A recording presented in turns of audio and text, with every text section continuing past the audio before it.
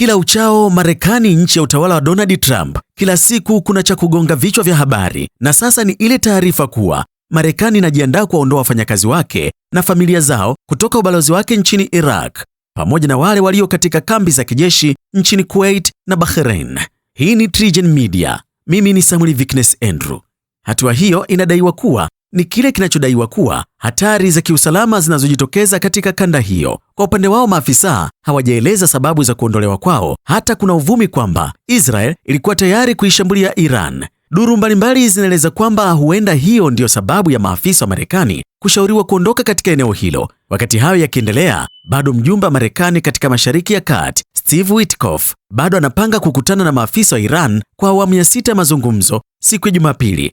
Taarifa ya mashirika ya habari ya kimataifa yamearifu, likiwemo CBS.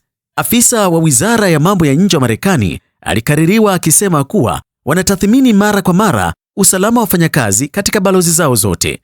Rais Trump pia akizungumzia hilo, aliwaambia waandishi wa habari ya kuwa raia wa Marekani wanashauriwa kuondoka kwa kuwa panaweza kuwa mahali pa hatari kwao muda wowote. Matumaini ya Rais Donald Trump hadi sasa ni matumaini ya kufikia makubaliano ya kuzuia Iran kutengeneza silaha za nyuklia, jambo ambalo kwa muda mrefu Iran imekuwa ikisimamia msimamo wake. Hii ni TriGen Media. Mimi ni Samuel Viknes Andrew.